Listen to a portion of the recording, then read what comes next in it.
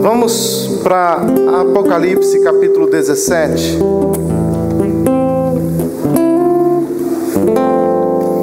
Apocalipse 17.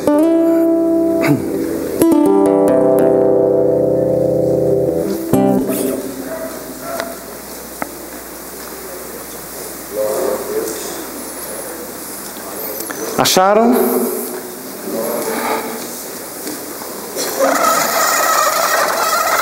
Tem que achar, né, pastor? Tem que achar o último livro da Bíblia, né? Se não achar, tá difícil. Vamos orar? Pai bendito, nós te agradecemos por esta manhã, por este dia que o Senhor nos deu. Dia, Senhor, para que o teu nome seja glorificado, exaltado através das nossas vidas. Exalta-te a ti mesmo, Senhor, e que nesta manhã o teu Espírito possa nos ensinar a tua palavra. Pedimos agora, Senhor, a manifestação do Espírito Santo sobre as nossas mentes, sobre os nossos corações, sobre os nossos ouvidos, a fim de que possamos ouvir a palavra do Senhor, a fim de que possamos entender essa verdade e torná-la, Senhor, viva em nossos corações. Nós te agradecemos pela vida de cada um aqui, Senhor, a vida daqueles irmãos que estão chegando. Nós pedimos que em nome de Jesus, o Senhor venha mesmo sobre nós e ministre ao nosso coração no poder do nome do Senhor Jesus. Amém. Amém. Irmãos, Apocalipse 17 diz assim, o versículo 1 em diante, eu vou ler, eu vou fazer a leitura na revista atualizada, que é a da maioria dos irmãos, acredito, né? Então vamos lá, Apocalipse, capítulo 17, verso 1. Veio um dos 7 anjos que tem as 7 taças e falou comigo dizendo: vem, mostrar-te-ei o julgamento da grande meretriz que se acha sentada sobre muitas águas. Então vamos fazer a leitura, já fazendo aqui as devidas considerações para o nosso entendimento. Aqui vai falar do julgamento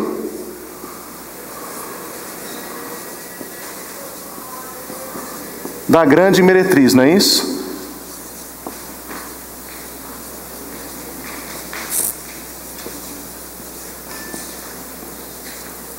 Então ele diz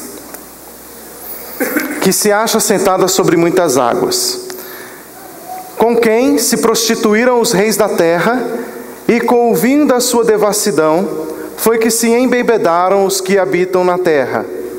Transportou-me o anjo em espírito a um deserto, e vi uma mulher montada numa besta escarlate, besta repleta de nomes de blasfêmia, com 7 cabeças e 10 chifres. Achava-se a mulher vestida de púrpura e de escarlata, adornada de ouro, de pedras preciosas e de pérolas, tendo na mão um cálice de ouro transbordante de abominações, e com as imundícias da sua prostituição. Na sua fronte achava-se escrito um nome, um mistério: Babilônia a Grande, a mãe das meretrizes e das abominações da terra. Então vi a mulher embriagada com o sangue dos santos e com o sangue das testemunhas de Jesus, e quando a vi admirei-me com grande espanto. O anjo, porém, me disse: por que te admiraste? Dir-te-ei o mistério da mulher e da besta, que tem as 7 cabeças e os 10 chifres, e que leva a mulher. A besta que viste era e não é, está para emergir do abismo e caminha para a destruição. E aqueles que habitam sobre a terra, cujos nomes não foram escritos no livro da vida, desde a fundação do mundo, se admirarão vendo a besta que era e não é, mas aparecerá. Aqui está o sentido, que tem sabedoria. As 7 cabeças são 7 montes, nos quais a mulher está assentada. São também 7 reis, dos quais caíram 5. Um existe, o outro ainda não chegou, e quando chegar tem de durar pouco tempo. E a besta, que era e não é, também é ele, o 8º rei, e procede dos 7, e caminha para a destruição. Os 10 chifres que viste são 10 reis, os quais não receberam reino, mas receberam autoridade como reis com a besta durante 1 hora. Têm estes um só pensamento, e ofereceram à besta o poder e a autoridade que possuem. Pelejarão eles contra o Cordeiro, e o Cordeiro os vencerá, pois é o Senhor dos senhores e Rei dos reis. Vencerão também os chamados eleitos e fiéis que se acham com ele. Falou-me ainda: as águas que viste, onde a meretriz está assentada, são povos, multidões, nações e línguas. Os 10 chifres que vistes e a besta, esses odiarão a meretriz, e a farão devastada e despojada, e lhe comerão as carnes, e a consumirão no fogo. Porque em seu coração incutiu Deus que realizassem o seu pensamento, o executem a uma e deem à besta o reino que possuem, até que se cumpram as palavras de Deus. A mulher que viste é a grande cidade que domina sobre os reis da terra. Então vamos colocar aqui uma coisa interessante. Aliás, vamos para o texto lá do início, né? Primeira coisa, ele vai falar da grande meretriz que vai ser julgada. Então esse capítulo 17 em diante, ele vai tratar do julgamento da grande meretriz. Nós vimos nos 7 cálices a ira de Deus sendo derramada sobre os homens, Deus trazendo juízo sobre os homens, e agora nós vamos ver o Senhor tratando com a grande meretriz. Quem é a grande meretriz? Observem que é como se fosse um filme, né? O clímax do filme geralmente está no final, e só pode estar no final, porque se estiver no início já perde a graça o restante, né? Então, o clímax é no final, para que você saia do cinema com a grande vitória do herói. E na verdade, é isso que vai acontecer em Apocalipse. O grande julgamento, o estouro da história está no final. Nós vamos ver que essa meretriz será julgada no final. E essa meretriz, ela vem montada sobre uma besta. Então nós vamos ver isso com calma, vamos entender o que significa isso em Apocalipse, lembrando que o cenário então de Apocalipse, desde o capítulo 1 até aqui onde nós estamos estudando, ele está deixando muito claro que se trata de um julgamento. É um grande tribunal onde Deus está julgando todas as coisas, ponto a ponto, onde Ele está limpando toda a sua criação, Ele está restaurando toda a sua criação. Então Apocalipse trata do julgamento de Deus, da condenação de Deus e da restauração de Deus sobre a sua criação. Então aqui no capítulo 17 a gente vê então que um dos 7 anjos, que 7 anjos são esses? São 7 anjos que estavam com os cálices da ira de Deus e que foram derramando sobre a terra. Um desses, do capítulo 16, então ele vai mostrar o julgamento da grande meretriz. E um detalhe, essa grande meretriz, a Bíblia diz que ela se achava sentada onde? Sobre... o versículo 1. Sobre as muitas águas. Então ela estava sentada sobre as muitas águas.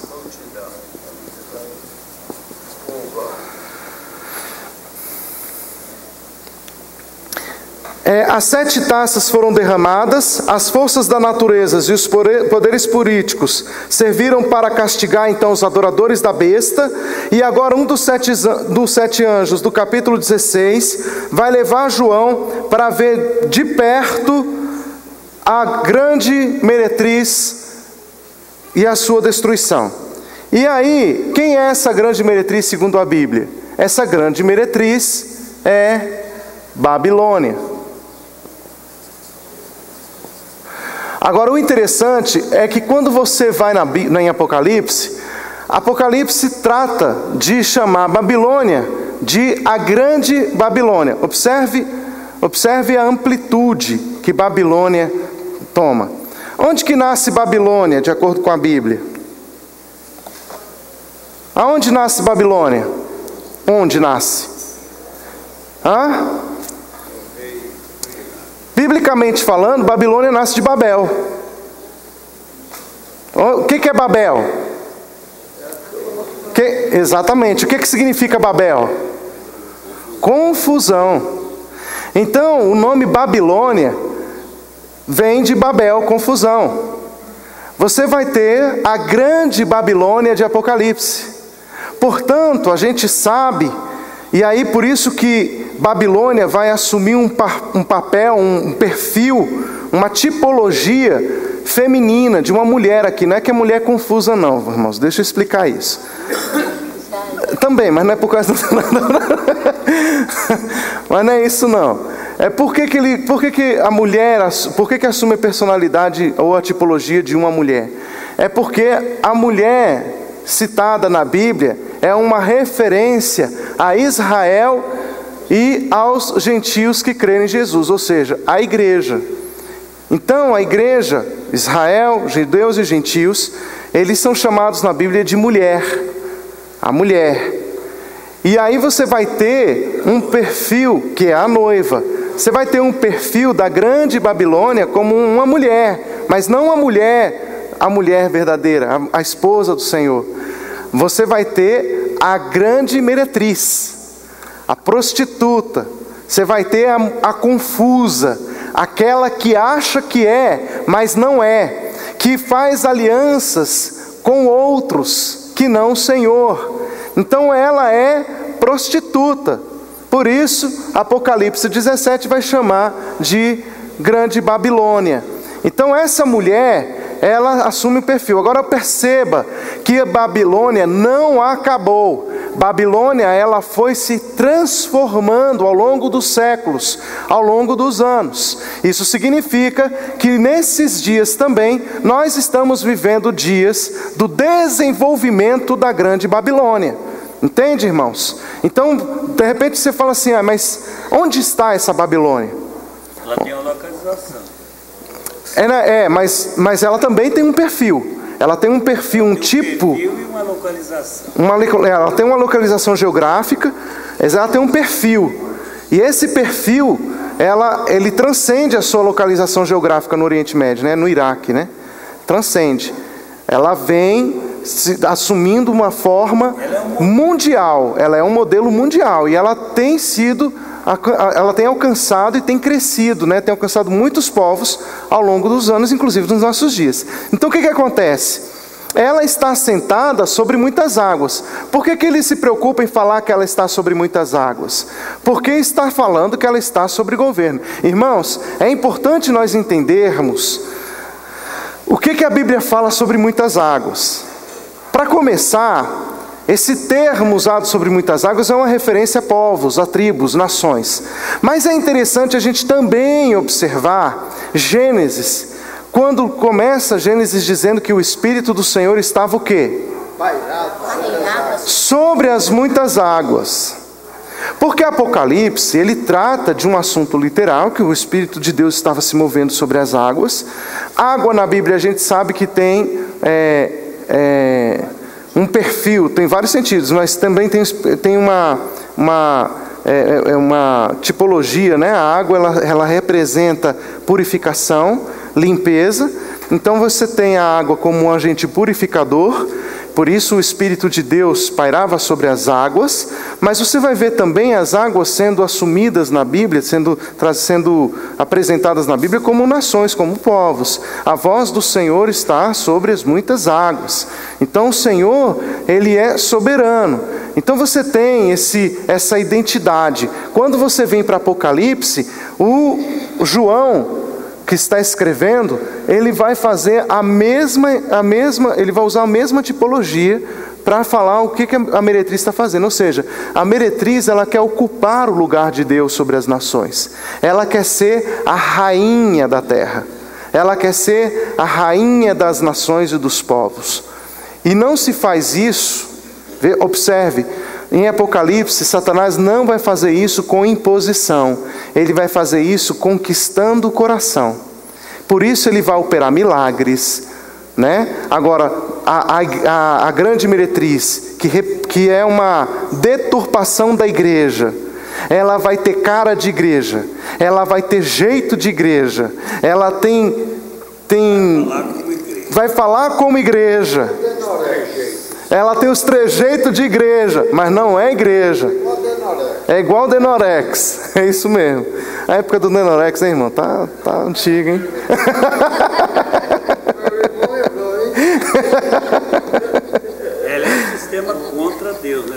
ela se opõe a Deus. E ela parece que está com Deus, mas não está com Deus. Ela se opõe a Deus. Ela fala de Deus.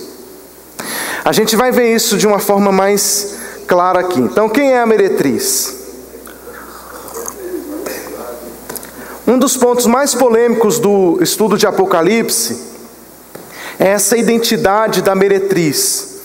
Então, há 4 pontos, há 4 interpretações mais apregoadas envolvendo essas duas cidades. Envolvendo 2 cidades. Roma, né? Alguns dizem, eu vou colocar os pontos que são mais falados, tá, gente?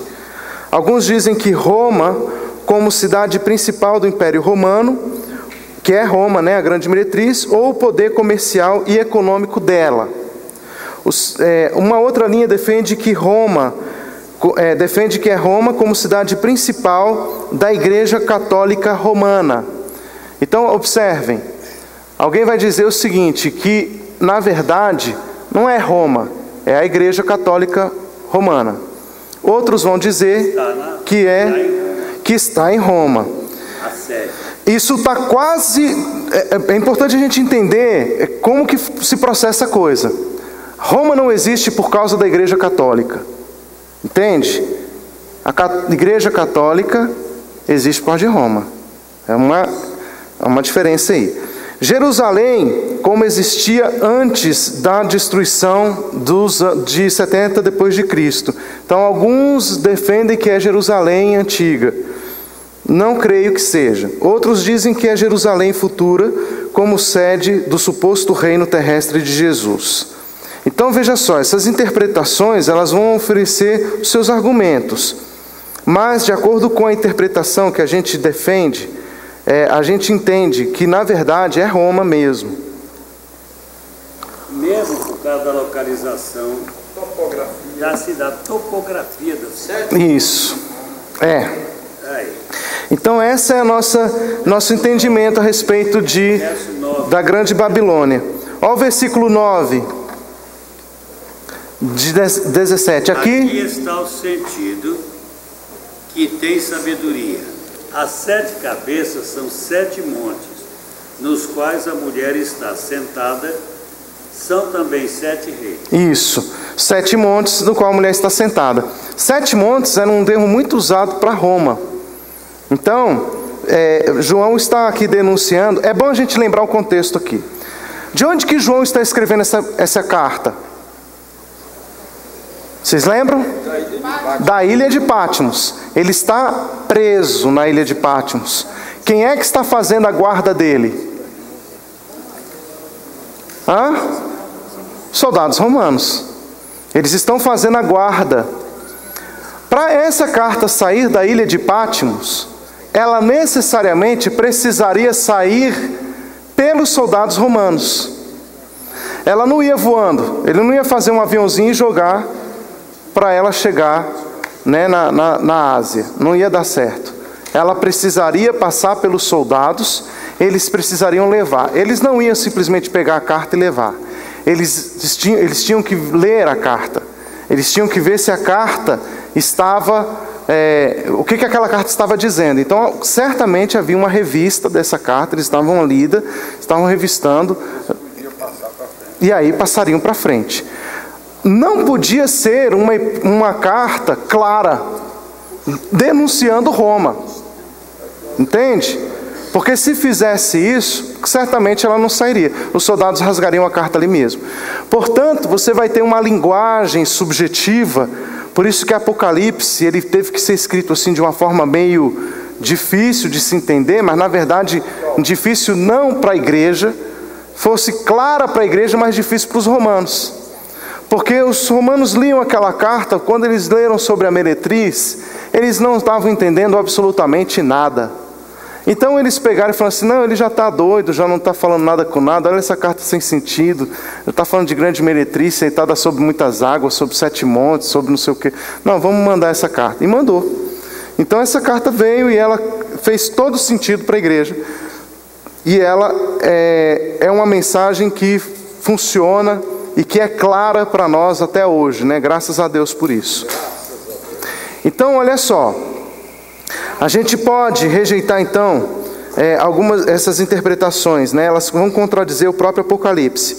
João recebe uma revelação das coisas que iam acontecer em breve, né? O que diz o Apocalipse 1 e Apocalipse 22:6. O tempo já estava próximo quando Jesus se revelou, e ele prometeu então vir em julgamento sem demora. Então as interpretações futuristas e sensacionalistas, fascinantes, elas certamente que são o atrativo da igreja, né? Elas enchem os olhos da igreja, os bancos das igrejas, mas não respeitam as evidências internas do próprio livro. Então as interpretações que identificam aqui como o Vaticano, né, alguns aspectos tristes da história da Igreja Católica, ganharam então muitos adeptos desde a Reforma e ainda tem os seus defensores hoje. Mas o desenvolvimento então do catolicismo, ele demorou séculos. Enquanto João escreve sobre poderes existentes na sua época, há muitos motivos justos para criticar a Igreja Católica, mas não devemos adotar essas interpretações forçadas dos textos bíblicos. Essas abordagens não fortalecem o caso para ajudar católicos a verem os problemas na sua igreja. Então o que a gente precisa entender é o seguinte: a Igreja Católica tem problemas? Tem. Mas aí a gente tem que saber o seguinte, irmãos: uma coisa é você interpretar Roma, outra coisa é você interpretar a Igreja Católica. Por quê? Quando você vai para a ideia do catolicismo, por isso que você tem o pessoal falando aqui, falando dos reis, um caiu, o outro vai reinar por pouco tempo, o que não é, que já era não é. Aí o pessoal já pensa em quem? Nos papas. O Ratzinger, né, saiu, o Bento XVI, aí o pessoal falou, ficou pouco tempo, esse é o anticristo, né, é a besta. Agora o próximo que virá é que vai detonar a boca do... Gente, está detonando mesmo, né? Mas não é essa o nosso foco. E na verdade não era a preocupação aqui de João. João está fazendo uma denúncia de Roma. Por que de Roma? Porque Roma é Babilônia. Entende? Roma é Babilônia. Isso está muito claro em Apocalipse 17. Ele vai denunciar aqui a influência de Roma. Ele vai denunciar aqui toda a imposição de Roma. Roma está influenciando as nações da terra, mas ela influencia, inclusive, através da religião. Então veja só, a Igreja Católica é uma consequência de Roma e não a causa de Roma. Então a gente tem como fruto, como resultado do sincretismo, essa influência babilônica. E nós temos sofrido essa influência ao longo dos séculos, ao longo dos anos. Então a gente vai fazendo uma releitura da igreja a partir de Roma. E Roma sempre vai ser a influência, ela sempre vai crescer, ela não sumiu. Onde está hoje a influência romana? Onde está? Se você for ver politicamente, o que é Roma hoje politicamente? Entende? Como nação, o que Roma é? Nada. Então você tem hoje, Roma nem é nação, né? Roma faz parte hoje da Itália. Então não tem poder, não tem influência, não tem nada. Mas o Império Romano, ele foi se modificando, ele foi se transformando. E nós temos a influência de Roma sobre as nações, e a Bíblia diz sobre os reis, sobre grandes multidões no final dos tempos. E nós estamos vendo então, a gente precisa ver o seguinte, que grande influência é essa que a grande Babilônia está tendo hoje, e que nós precisamos lutar, que nós precisamos nos opor. Então vamos ver isso, a gente precisa ver isso. Então vamos lá. Os debates mais sérios sobre a identidade então dessa grande meretriz, elas focalizam na primeira e na terceira interpretação. Então, vários estudiosos vão afirmar que a grande meretriz é Jerusalém. Eles aguardam a sua destruição profetizada por Jesus e realizada por Tito no ano 70 depois de Cristo. Estas interpretações, elas respeitam os limites de tempo citados acima, sugerindo que o livro fosse escrito durante o reinado de Nero e cumprindo na destruição de Jerusalém 2 anos depois da morte dele. Outros identificam então a meretriz como Roma, ou algum aspecto do poder de Roma com a sua influência no mundo do primeiro século. Muitas pessoas que aplicam o texto a Roma aceitam uma data no reinado de Domiciano, que é no ano 81 a 96 depois de Cristo, e outras defendem uma data durante o reinado de Vespasiano. Então a tabela que nós vamos fazer aqui, eu quero mostrar uma tabela aqui para vocês. Deixa eu ver se eu consigo montar aqui. A gente vai ter o seguinte, a grande meretriz.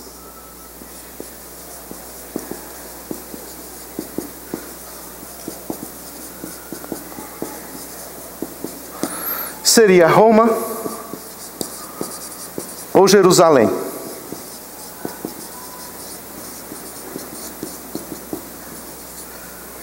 Primeiro, a Bíblia diz que a grande meretriz está assentada sobre muitas águas.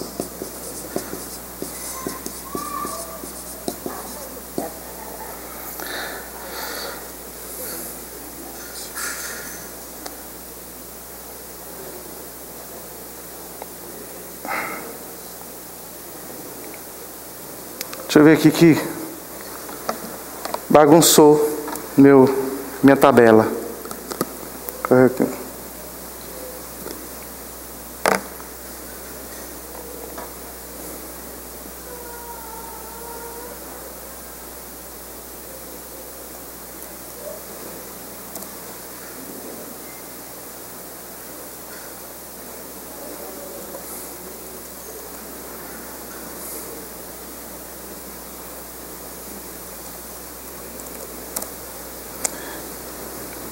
Quero mostrar uns textos aqui para vocês que vão ser muito claros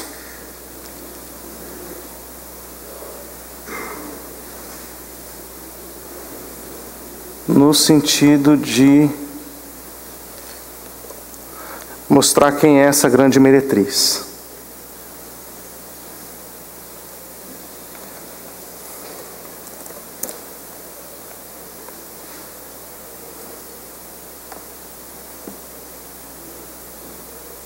Muito bem, está aqui.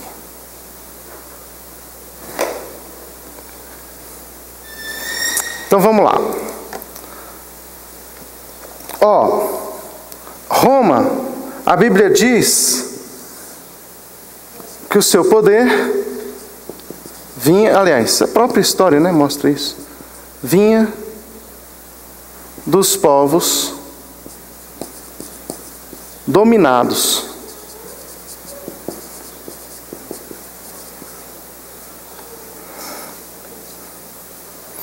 Jerusalém, ela procurava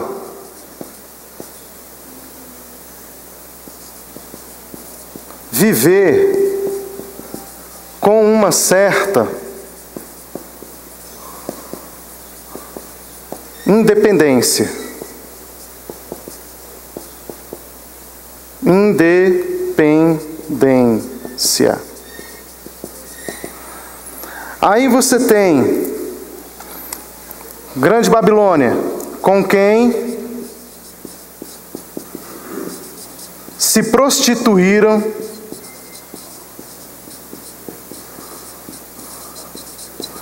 os reis da terra.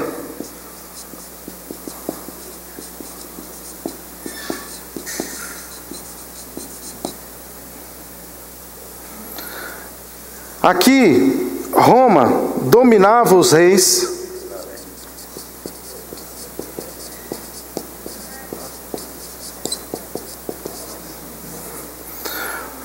Roma dominava os reis de muitos países.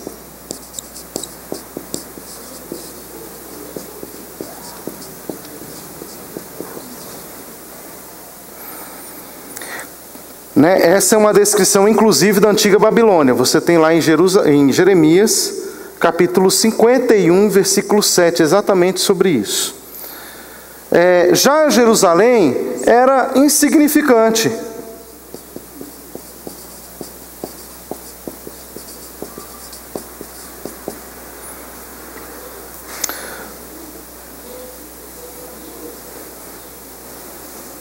Você nunca vai ver Jerusalém sendo descrita como fonte de pecado das nações. Nunca. Mas você tem Roma dizendo que sim. A Bíblia diz que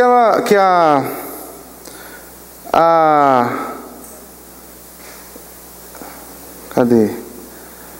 A Bíblia vai falar do vinho da sua devassidão.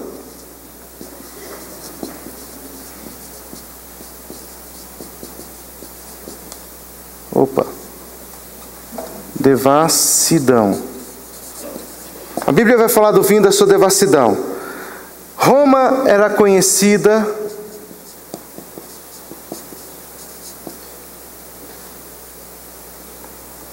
por sua imoralidade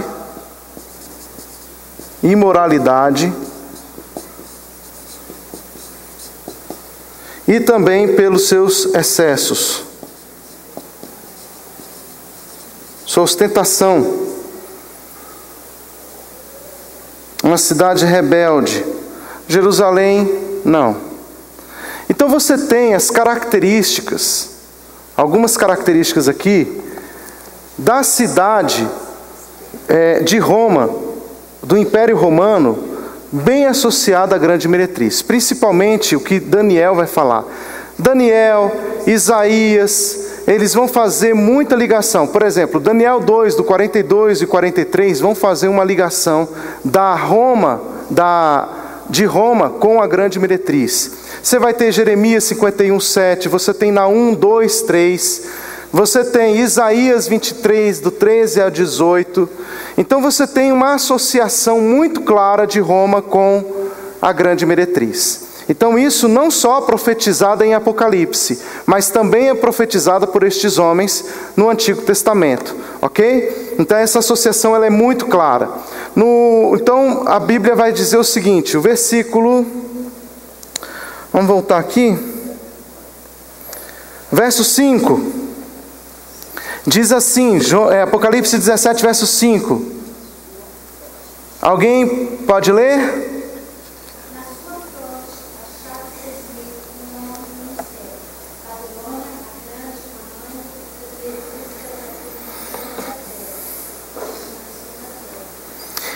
Ok, olha lá, vamos ver esse texto que a gente acabou de ler com Isaías 23. Alguém abra lá Isaías 23. Vamos ver aqui. Olha o versículo 13.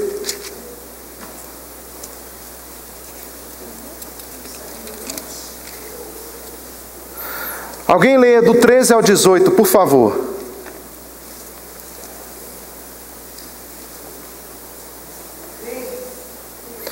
23, do 13 ao 18.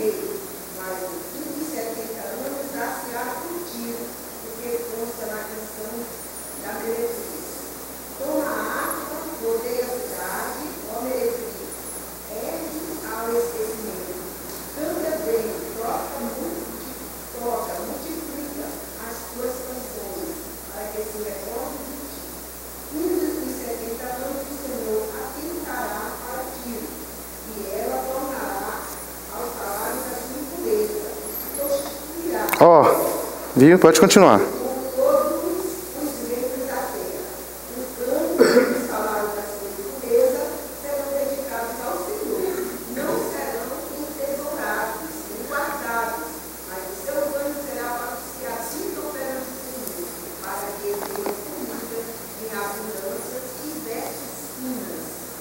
Amém. Então observem que ela é uma referência em Apocalipse, a Apocalipse. Então você tem essa associação. Agora que interessante, a gente entender o seguinte: Babilônia vai crescendo, ela vai tomando forma, né? Na tradução da irmã está caldeus. Quem são os caldeus? São os babilônicos. Agora deixa eu explicar para vocês. Israel, ele sai de onde? De onde sai Abraão? Dos caldeus. Você tem dos caldeus saindo Abraão e dos caldeus saindo Babilônia. E os caldeus eles eram um povo idólatra. Eles eram um povo que não conheciam a Deus. Então o que acontece? Deus chama Abraão de Ur dos caldeus e faz nascer Israel desse povo. Na verdade, o Senhor vai falar isso, né? Ele vai falar: olha, vocês são caldeus que eu chamei, e vocês são salvos. Então, o que acontece? Do mesmo povo procedeu gente para a bênção, e do mesmo povo procedeu para a maldição. Então você tem Israel, mas você também tem Babilônia saindo dos caldeus. O que isso nos fala? Isso fala da natureza humana, isso fala da gente, não é? Nós podemos da mesma raiz aqui, a gente pode sair a bênção ou pode sair maldição. Então o que acontece? O Senhor tem mostrado sempre essa dualidade na história, né? Ele sempre mostra isso: a bênção ou a maldição, a vida ou a morte, me seguir ou me rejeitar.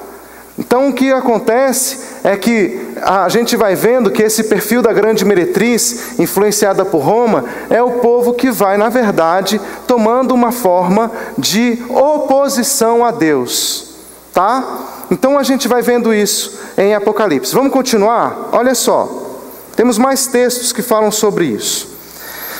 O versículo 5 nós lemos. Vamos agora ver uma coisa aqui. Jerusalém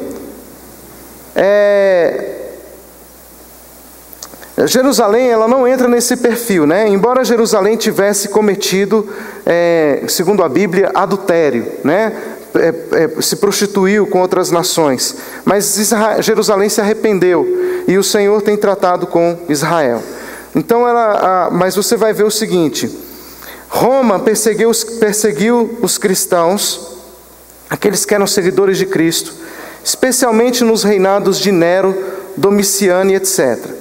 Então ela perseguiu santos e profetas. Dê uma olhada em Lucas capítulo 11. Alguém leia Lucas 11, 48 a 51.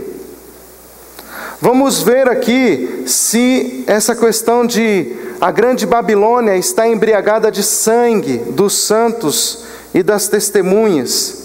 Isso está no versículo 6, viu gente? Olha o que diz o versículo 6 de Apocalipse. Fala assim, ó: vi a mulher, estava embriagada com o sangue dos santos, o sangue das testemunhas de Jesus. Vamos observar então sobre isso em Lucas 11, 48 a 51. Quem achou, leia, por favor. Assim sois testemunha e aprovais com cumplicidade as obras do vossos pais, né? Porque eles mataram os profetas e vos edificais os túmulos. Por isso, também disse a sabedoria de Deus: enviar-lhes-ei profetas e apóstolos, e alguns deles matarão e as outros perseguirão, para que desta geração se percam contra o sangue dos profetas derramado desde a fundação do mundo, desde o sangue de Abel até o de Zacarias, que foi assassinado entre o altar e a casa de Deus. Sim, eu vos afirmo contas serão pedidas a essa geração. Até aí? Isso, até o versículo 51. Então a gente tem aqui, ó. Pedir conta, né? Vai pedir a conta e eles foram mortos em Jerusalém, né? E você vai ter aqui incluindo testemunhas de Jesus. Vamos ler Atos 7, 51 e 52. Atos 7, 51 e 52.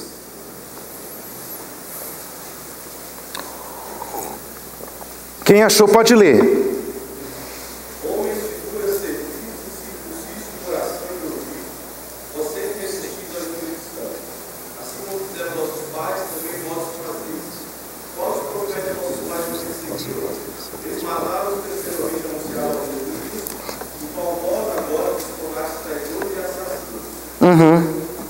Então a gente vai vendo aqui, ó, a morte, né, dos profetas em Jerusalém, cidade dos... Agora, perseguiu os santos, os profetas, 7 montes, cidade dos 7 montes, os reis, 7 reis. Oitava é a besta. O oitavo rei é a besta. Isso está no versículo 9 ao 11. Então a gente tem aqui, ó, deixa eu ver se eu acho aqui, é porque eu coloquei do versículo 9 ao 11, Apocalipse 17, 9 ao 11, ele vai falar o seguinte. Ele vai falar: aqui está o sentido. Quem tem sabedoria, as 7 cabeças são 7 montes nos quais a mulher está sentada. Também são 7 reis. Então aqui está o sentido que tem sabedoria, né? Então você está, na verdade, ele vai falar aqui o seguinte. Eu me perdi nesse negócio aqui do iPad, que ele mudou. Quando eu fui jogar pro iPad, ele desconfigurou tudo, aí eu me perdi aqui. Então vamos lá. O mistério da mulher e da besta, que tem 7 cabeças, 10 chifres, o que leva a mulher. Então o anjo, porém, me disse: por que te admiraste? O anjo viu a reação de João e imediatamente começa a responder à preocupação do profeta. Dir-te-ei o mistério da mulher e da besta, que tem 7 cabeças, 10 chifres, que leva a mulher. O entendimento do significado dessa visão implicitamente aliviará o espanto de João. O anjo promete uma explicação sobre a meretriz e sobre a besta. Então essa explicação segue nesses versículos seguintes. Olha o versículo 8. A besta que vistes era e não é, e está para emergir do abismo e caminha para a destruição. Por que ele vai tomar essa característica da besta? Vocês sabem? Era e não é e será. Porque quando você vai para Apocalipse 1, o que ele vai falar lá? Ele vai falar que Deus, ele é aquele que era, que é e que há de vir. Você está observando que a besta ela está querendo pegar a característica de Deus? Ela quer imitar, parecer com Deus, exatamente. Então a besta que viste era e não é, e está para emergir do abismo. Sabemos que essa besta, então, ela representa o poder do Império Romano e também os reis e imperadores, ou imperadores. O versículo 11 nos fala sobre isso. Cadê o versículo 11 na minha Bíblia? Não tem. Não tem, né? Ah, tem aqui, ó. A besta que era, agora não é o 8º rei, é um dos 7 e caminha para a perdição. Achei, tá aqui o 8º, né? E era um dos 7? Era. Então o 7 era o 8º, né? Um dos 7 era o 8º. Então o que acontece? Esse versículo ele coloca a revelação dada a João entre 2 reis descritos como a besta, e durante o reino de um outro que não agia como a besta. Então já sabemos que algumas dessas características da besta, elas estão descritas, né, na Bíblia, conforme a apresentação do capítulo 13. A gente vê no Apocalipse 13 sobre essa declaração. Alguns comentários nós vamos ver também posterior ao capítulo 13. E a besta, então, ela recebe sua autoridade do dragão. E ela aceitou a adoração dos homens. Então o que acontece com a besta? A besta, é influenciada ou ela é alimentada no seu poder pelo dragão. Eu não sei desenhar dragão. E nem quero.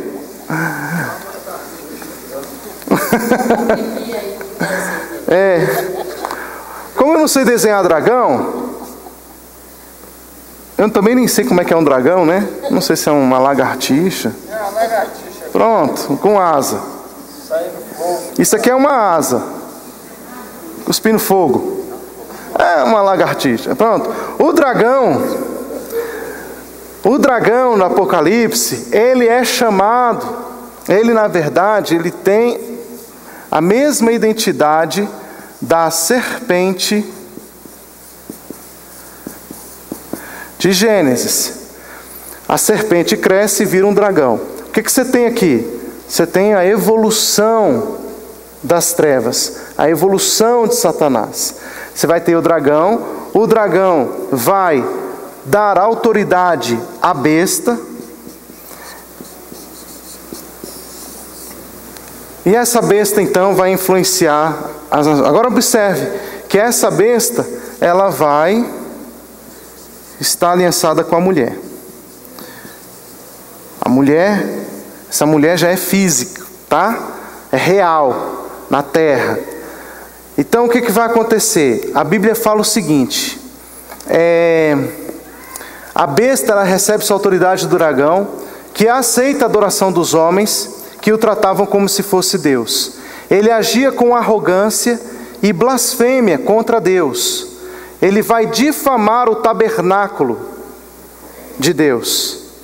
É bom a gente lembrar que o tabernáculo no Antigo Testamento, ele é uma representação da presença de Deus. Ele é uma representação da pessoa de Jesus, porque Jesus veio tabernacular entre nós. Jesus, ele vem manifestar a glória do Pai. Você vai ter agora a besta vindo sobre a terra, e ela tem a autoridade do dragão. Ela vai trabalhar, né, na terra contra Deus, mas ela tem características aqui, gente, de engano. Essa besta vai enganar. E aí o que você tem aqui, ó? Ela vai agir com arrogância, e ela vai blasfemar contra Deus, e ela vai difamar o tabernáculo do Senhor. Ela pelejou contra os santos e os venceu. Se a gente entende que a grande meretriz é Roma, com a sua influência, e ela vai trabalhar contra Jerusalém, ela vai trabalhar contra a igreja, então a gente precisa entender o seguinte: temos que tomar cuidado pela influência da mulher. A gente tem que tomar cuidado, porque a mulher está envolvida com essa besta, tá?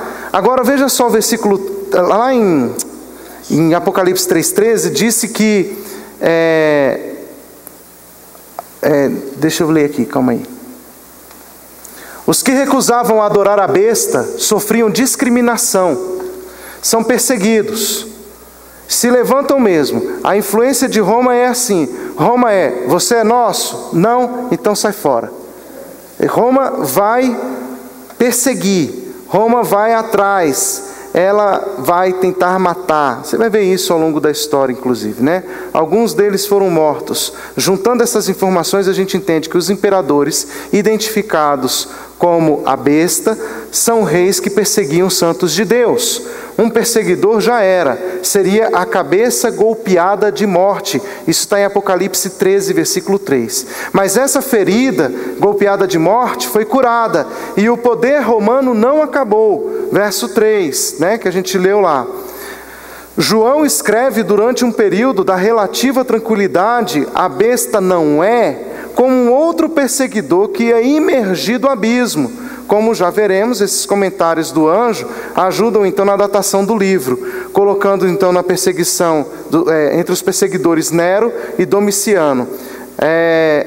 O versículo 10 e 11 vai deixando isso mais claro. Então ele caminha para a destruição. Então o poder imperial, a besta, caminha para a destruição. a palavra traduzida, a destruição, aparece no Apocalipse somente aqui e no versículo 11. Embora seja comum que em outros livros do Novo Testamento, como Mateus 7, 13, João 17, 12, Atos 8, 20, Romanos 9, 22, já tenha escrito sobre isso, mas na nossa tradução tenha mais textos. Mas de acordo com o original, somente nesses 2 versículos nós temos essa palavra destruição. Uma cabeça já foi golpeada, mas ela sobreviveu. A outra virá e será destruída antes de emergir do abismo. E o seu destino então foi selado. Olha o que diz o versículo: aqueles que habitam sobre a terra, cujos nomes não foram escritos no livro da vida, desde a fundação do mundo, se admirarão, vendo a besta que era e não é, mas aparecerá. Então haverá uma admiração por essa besta. Quando ela aparecer, as pessoas vão adorá-lo como se fosse de fato Deus. Entende? Olha só como ela parece com Deus. Uau, ele é Deus vindo, olha só, vou adorá-lo. São os ímpios, os adoradores da besta. Estes se admirarão que a besta voltou. E a besta vai voltar. Os que habitam no céu, aqueles cujos nomes estão escritos no livro da vida, não vão se admirar, pois eles sabem que Deus está controlando tudo e que o poder da besta não vai durar. Para mais informações, a gente vai ter aqui o comentário, a gente vai ter os versículos 3, 5 de Apocalipse e o 13, 8. Desde a fundação do mundo, Deus preparou seu plano para a salvação dos fiéis. Ele planejou a vinda de Jesus, a vida de Jesus, a morte de Jesus e a ressurreição de Jesus. Ele preparou a revelação do Evangelho, estabeleceu os termos de admissão ao seu reino. Ao longo da história, ele veio anunciando aos poucos este plano, até chegar à revelação de Jesus e do Evangelho no Novo Testamento. Agora, aqueles que decidem servir a Jesus, têm os seus nomes escritos no livro da vida. Então a gente vai ver, gente, que Satanás vai operar de uma forma intensa com o engano, porque o engano, ele parece com a verdade. Você vai observar que esses adoradores da besta são pessoas que creem. Porque quem não crê não adora, né? Entre aspas, né? Eles vão admirar. Por que eles vão admirar quando o besta se manifestar? Porque era o que eles estavam esperando. E como saber, por exemplo, que o nosso Cristo não é a besta? Porque quando ele se manifestar, ele vai operar sinais. Entende? Às vezes a gente fica assim: uau, chegou, olha lá o nosso Cristo, está operando sinais, está falando bonito, está realizando milagres. É Ele voltou. As nações vão se admirar. Mas na verdade a Bíblia diz que aqueles que conhecem a Jesus, eles não serão confundidos. Eles não serão enganados. Quem conhece a Jesus vai identificar. Vai saber que é a besta, que não é Jesus. Irmãos, essas coisas têm sido muito claras em Apocalipse. Olha lá, vamos para o versículo 9. Alguém leia 17, 9, por favor.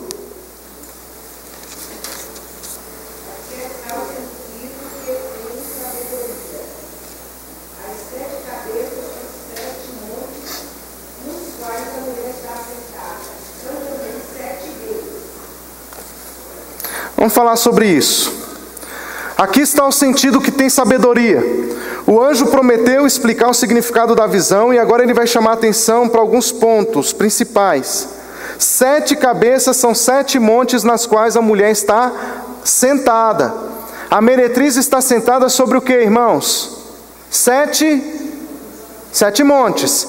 Várias cidades foram conhecidas ao longo da história como cidades de 7 montanhas ou colinas.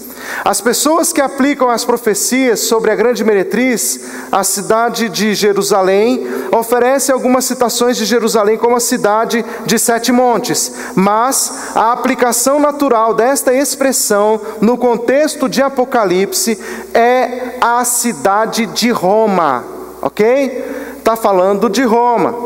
bem conhecida na época de João como a cidade das 7 colinas. Esta interpretação ela vai se ajustar a outros aspectos da descrição desta cidade que dominava sobre os reis da terra. Então, é uma denúncia. João denunciando e dando umas características assim para quem... Bem visível. Isso. É visível para quem conhece. Exatamente. De uma maneira muito sábia. Isso. E ele vai dizer também que elas são 7 reis. Então, é interessante porque você tem em Apocalipse muito essa dualidade, né? São 7 colinas e também são 7 reis. Por exemplo, vai falar de Jesus. Jesus é o cordeiro e também é o leão. Entende? Então ela sempre vai trabalhar, Apocalipse sempre vai trabalhar com essa dualidade. Ela vai mostrar sempre 2 características.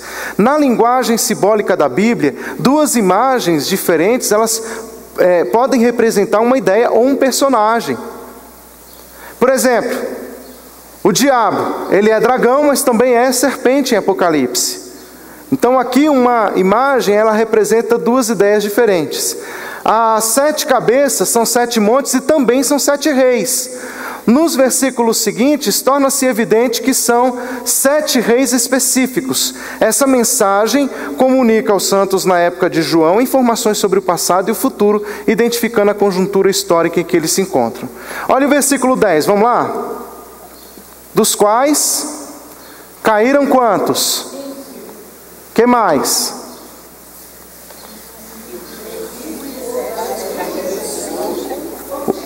Um existe e o outro ainda. Isso, então 5. Um ainda existe, o outro não surgiu, mas quando surgir deverá permanecer durante pouco tempo. Vamos falar sobre isso? Se você começar a interpretar a partir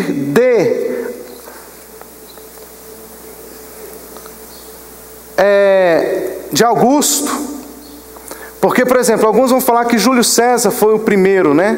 Mas, na verdade, Júlio César não se declarou imperador. Ele se declarou ditador durante o período da República Romana, tá? Então, isso foi um erro político que provocou, inclusive, o seu assassinato. Mas Augusto foi o primeiro reconhecido pelos romanos como imperador. Então, a gente vai ver aqui o seguinte. Deixa eu achar aqui onde é que está Augusto aqui, que o Augusto sumiu. Faz tempo que eu não vejo Augusto. A gente tem então, em Roma, a gente vai ter aqui os 10 reis. A Bíblia diz que 5 caíram. É bom a gente lembrar a data em que foi escrito esse texto, né, da Bíblia, Apocalipse. Quando você vai ver os 5 que caíram, você tem do ano 27 a 14 depois de Cristo, Augusto, depois Tibério, depois Calígula, depois Cláudio, depois Nero. Então a besta, na época de Nero, né, o imperador, a besta era golpeada de morte. Está falando de Nero. Depois de Nero, agora você tem o período, provavelmente Apocalipse foi escrito então no período depois de Nero, tá? Porque ela vai dizer que ela foi ferida com a ferida mortal. Ele está falando de Nero. Agora observe os 3 reis subjugados: Galba, Otão e Vitélio, que no ano 69 depois de Cristo. Esses ainda viriam. Então ele vai dizer que esses 3 reis estão subjugados, esses viriam. Depois você vai ter aqui Vespasiano, no ano 69 a 79, que é um rei que existe, a besta não é, né? Que foi o período do Vespasiano. E Tito, que é o outro rei que ainda não chegou.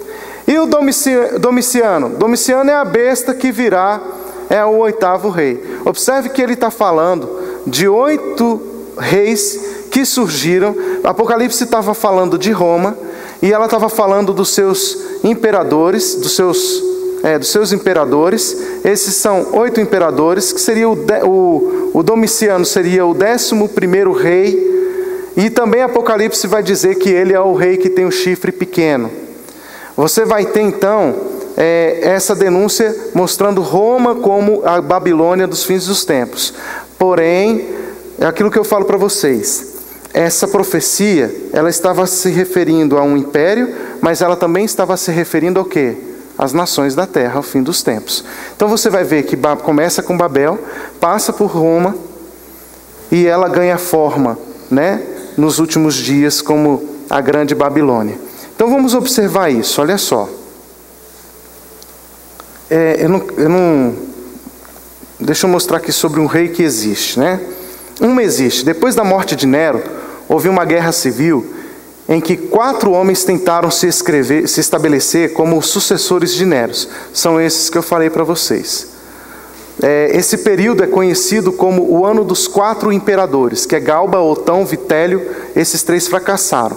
Quem conseguiu assumir foi o Vespasiano, que ele estabeleceu a linha próxima de imperadores, conhecida como a dinastia Flaviana, que inclui o próprio Vespasiano e os seus 2 filhos, Tito e Domiciano. Para identificar aquele que existe, quando João escreve, precisamos comparar a profecia dele com a de Daniel capítulo 7. Na visão de Daniel, os reis foram representados pelos 10 chifres de 4 animais, né? Quando subiu o 11º, 3 foram arrancados. Está lá em Daniel capítulo 7, versículo 8. Deixando um total de 8. Então de 11, 3 foram arrancados, ficaram quantos? 8.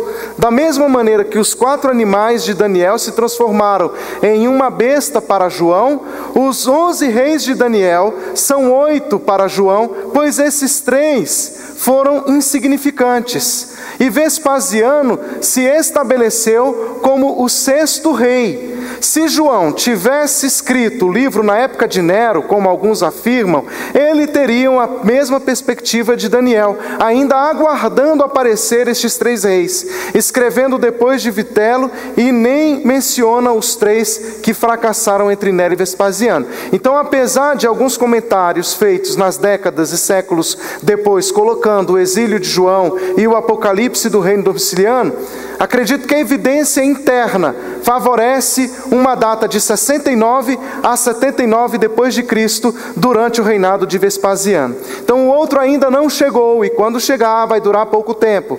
Então isso aqui não está falando de Papa não, viu gente? Ele está fazendo uma denúncia de Roma, está apontando a Roma, tá? Versículo 11: e a besta que era e não é, também é ele, o 8º rei que procede do 7, caminha para a destruição. Então a besta que era e não é, também é ele, o 8º rei, procede do 7. Depois das perseguições do reinado de Nero, os servos de Deus passavam por alguns mais tranquilos, né? Não é, mas ainda teriam mais sofrimentos pela frente. A besta ia surgir de novo na forma de perseguição de Nero. João escreve durante o reinado de Vespasiano, disse que a besta estava para emergir do abismo. Daniel, ele vai falar sobre este rei, o 11º do seu ponto de vista. Ele vai falar isso lá em Daniel capítulo 7, o versículo 25 e 26. Diz assim: proferirá palavras contra o Altíssimo, magoará os santos do Altíssimo, e cuidará em mudar os tempos. Ele mudará a Torá, e os santos lhe serão entregues nas mãos por um tempo, 2 tempos e metade de um tempo. Mas depois se assentará ao tribunal para lhe tirar o domínio, e para destruir e o consumir até o fim. A besta do mar foi-lhe dada uma boca que proferirá arrogâncias e blasfêmias, e autoridade para agir durante 3 anos e meio.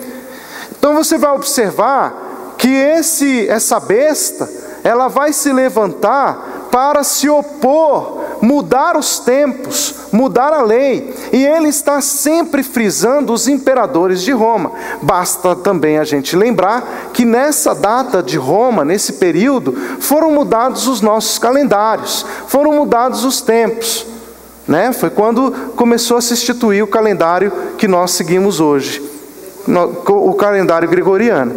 Então nós temos toda essa influência romana, Apocalipse denunciando isso, João denunciando essa influência romana, e que seria, gente, uma influência para as nações da terra. Pergunto a vocês, diante desses textos, diante desta exposição que João vai fazendo, será que a grande Babilônia está nos nossos dias?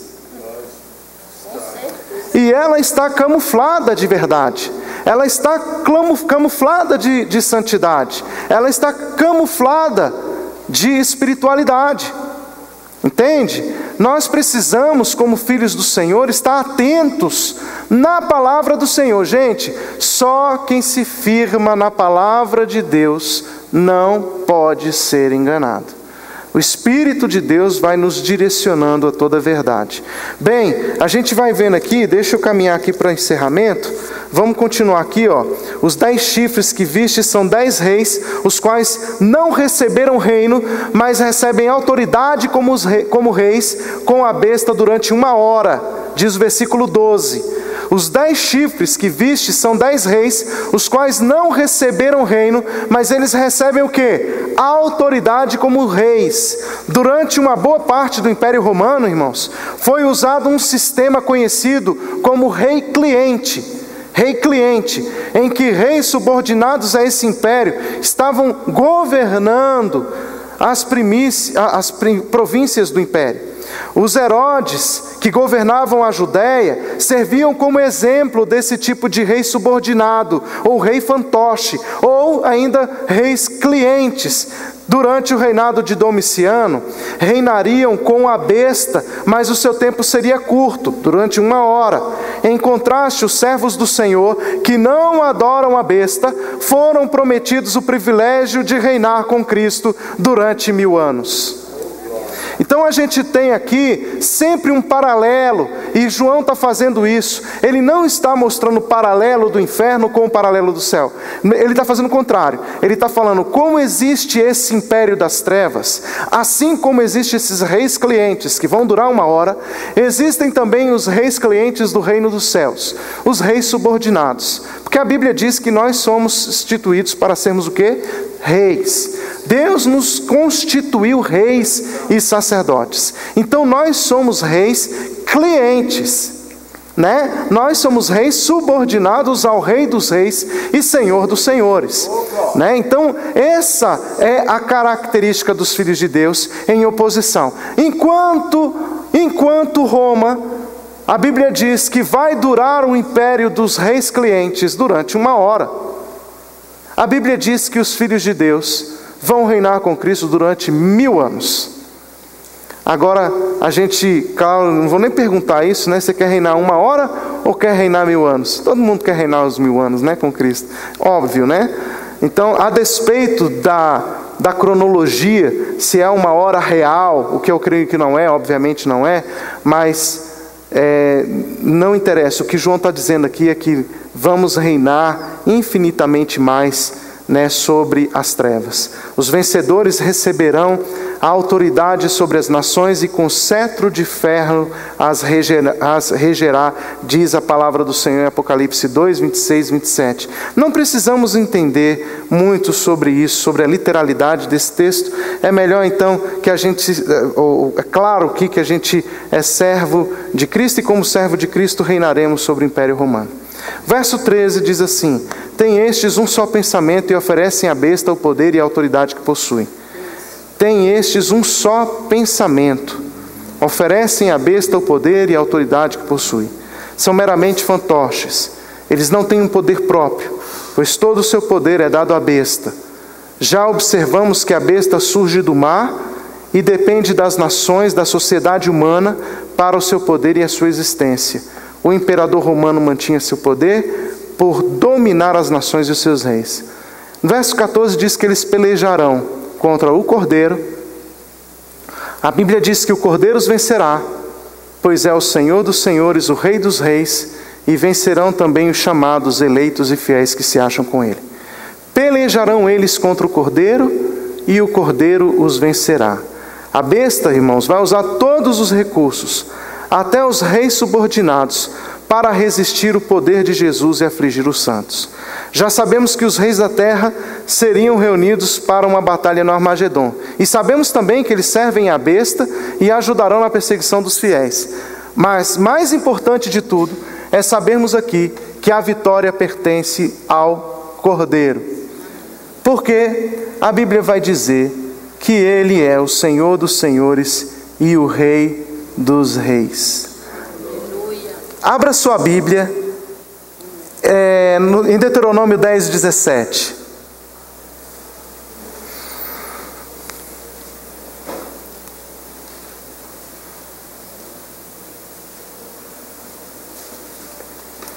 Alguém abra Deuteronômio 10, 17, outro abra Deuteronômio 10, 17, outro abra em Salmo 136, 3. 136, versículo 3. Quem achou Deuteronômio 10, 17? Pode ler, por favor. Pois o Senhor vosso Deus é o Deus dos deuses e o Senhor dos senhores, o Deus grande, poderoso e temível, e não faz acepção de pessoas, nem aceita sucumbi. Olha que coisa interessante, a Bíblia dizendo, falando sobre essa questão da divindade de Senhor Jesus. Jesus, quando vai reinar sobre a terra, Ele vai reinar com essa característica da divindade. Rei dos reis e Senhor dos senhores. Por que essa característica da divindade? Porque essa é a característica de Deus. Você vai ter isso em Deuteronômio 10, 17. Ele herda do Pai. Ele herda do Pai. Essa é a característica, que é do Pai. E a gente viu isso em Apocalipse. Rei dos reis, Senhor dos senhores. Então a gente tem isso em Apocalipse. Jesus reinando sobre a terra. Agora você tem também, olha só, Salmo 136, 3. Quem achou pode ler. 136, 136, versículo 3. Dei graça ao Senhor dos senhores, porque a sua misericórdia dura para... Então esse é um termo muito usado para Deus, Senhor dos senhores. Então Ele é um apregoador do reino de Deus, E Jesus tem essa característica da divindade, No Apocalipse esse título é aplicado a Jesus. Os reis da terra podem receber a autoridade da besta para reinar durante 1 hora. Mas então a gente tem aqui dizendo que a besta e os reis cairão. Eles podem olhar para a meretriz como a grande cidade que domina sobre os reis da terra, mas o destino dela já foi anunciado. Jesus é o soberano, o verdadeiro Rei dos reis. Glória a Deus. Vencerão também os chamados, eleitos e fiéis que se acham com Ele. Os servos fiéis, eles participam da vitória do Cordeiro. Os servos do Senhor venceram o diabo por causa do sangue do Cordeiro e por causa da palavra do testemunho que deram, e mesmo em face da morte, não amaram a própria vida. Irmãos, como se caracteriza então os seguidores do Cordeiro? Não amam a própria vida. Eles abrem mão da própria vida em função do outro, dispostos a morrer, em função do Senhor. A garantia da vitória está na lealdade do verdadeiro soberano. Aqueles que confiam na besta serão derrotados, enquanto os servos do Cordeiro têm certeza da vitória final. As cartas do Apocalipse 2 e 3 prometem recompensas aos vencedores, dizendo que receberiam autoridade para dominar as nações com cetro de ferro. Aqueles que foram comprados com sangue do Cordeiro reinarão sobre a terra. As almas dos decapitados reinarão com Cristo durante 1000 anos. Na Nova Jerusalém, os servos de Cristo reinarão pelos séculos dos séculos. Então observe que a Bíblia dá um reinado contínuo para aqueles que são filhos de Deus. Enquanto que a grande meretriz está sentada sobre povos, multidões, línguas, nações. Isso aí você tem em Apocalipse. E ela está assentada. Os 10 chifres que vistes e a besta, esses odiarão a meretriz, e farão devastada e despojada, lhe comerão as carnes e a consumirão no fogo. Observem que ela vai ser depois morta, porque ela foi enganada. Gente, cuidado. A grande meretriz é levada por sinais. A grande meretriz é levada pelo engano. A grande meretriz é levada pelos seus sentimentos. A gente tem que tomar cuidado. Igreja não pode ser levada por indícios. A igreja tem que ser conduzida pela palavra da verdade. É por isso que é importantíssimo estudarmos a palavra de Deus. É importantíssimo estarmos atentos à palavra do Senhor. Olha, quer um conselho? Às vezes a gente fica preso mais nos conceitos que os livros nos dão do que no que a palavra de Deus nos fala. Para de ficar observando livros. Porque às vezes, vou estudar a Bíblia. O que você vai fazer para estudar a Bíblia? Você vai comprar livro. Cuidado. Vai estudar a Bíblia. Abre a Bíblia. Vai ler a Bíblia. Mas eu posso estudar a Bíblia sozinho? Pode. Estude sua Bíblia. Às vezes até melhor mesmo. Porque tem muita gente que fala besteira por aí. Então leia a Bíblia. Compare a Bíblia com a Bíblia. Vá ler a palavra de Deus. Leia a Bíblia, gente. A Bíblia diz que o Espírito de Deus é o nosso professor. Se você tem o Espírito Santo de Deus, você não precisa ficar preocupado com o engano. Leia a Bíblia. Você não vai ser enganado se você estudar a palavra de Deus. Agora nós precisamos estudar a Bíblia muitas vezes sobre aquilo que o pastor ensina, sobre aquilo que fulano ensina, sobre aquilo que eu vejo na televisão. Cuidado, você tome cuidado, porque tem muita gente sendo enganada por aquilo que se diz por aí, pelo que leu no livro. Uma vez um rapaz formou uma teoria que veio me falar alguma coisa estranha, porque ele estava fazendo um estudo nos livros que ele estava lendo, e ele formou a teoria dele. Cuidado, isso é perigoso, e forma heresia. E aí a pessoa vai e fica cheia de verdades em cima daquilo que ela estudou nos livros. Cuidado. Pode ser, não estou condenando aqui os autores, mas às vezes até mesmo a nossa interpretação daquilo que está sendo dito é perigoso. Então você precisa do Espírito Santo. Você sabe o que eu gosto de fazer quando eu vou estudar a Bíblia? Eu nunca estudo a Bíblia sem orar antes. Gente, olha, Bíblia é algo espiritual. Se você não orar antes, você não tem como aprender a Bíblia, não. Pelo menos é isso que eu tenho entendido. Mas é se preparar intelectualmente. Não adianta se preparar intelectualmente, né? Você tem que se preparar espiritualmente. Confesse os seus pecados. Eu vou orar antes. Todas as vezes que eu leio a Bíblia, eu gosto de orar antes. Não é só no culto, não. Eu faço isso sempre. E Êxodo 35:31 diz: e o Espírito de Deus o encheu de habilidade, inteligência, conhecimento para qualquer contra o artifício que tem agora diante. Exatamente. Amém. É o Espírito de Deus que nos capacita. Então, sabe o que eu faço? Eu vou ler a Bíblia, eu vou fazer um estudo da Bíblia, eu vou orar, falo: Senhor, agora eu vou ler a Tua palavra. Eu sei que o Espírito do Senhor está sobre mim, está em mim. Então, Senhor, nesse momento, eu peço em nome de Jesus, me dá a revelação da verdade. Meu coração e minha mente estão abertas, fala comigo. E Deus fala. Mas eu falo isso, gente, diante de Deus. E eu falo uma coisa, eu não tenho pretensão nenhuma. Se aquilo que de repente eu estou lendo vai contra com aquilo que eu tenho pensado, eu abro mão do meu pensamento e me converto ao que está escrito. Porque para mim interessa o que está escrito. Não é verdade? Você sabe por quê? Porque às vezes a gente fica tão preso àquilo que a gente acha que é verdade, que quando vem a verdade você fala assim: ixi, não, isso aqui não deve ser isso não. Ora, está escrito?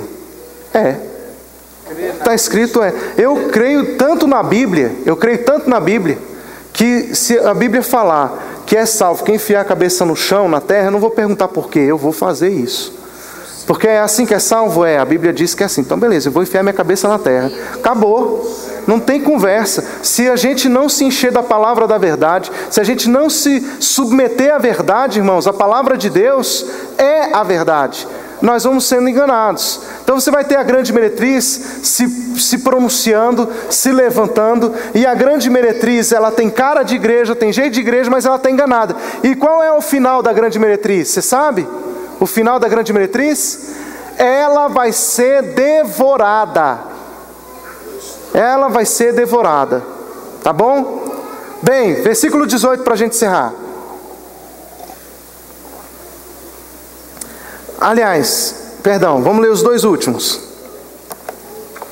Porque em seu coração incutiu Deus que realizem o seu pensamento e executem a uma e deem à besta o reino que possuem até que se cumpram as palavras de Deus. A mulher que viste é a grande cidade que domina sobre os reis da terra. A mulher que viste é a grande cidade que domina sobre os reis da terra.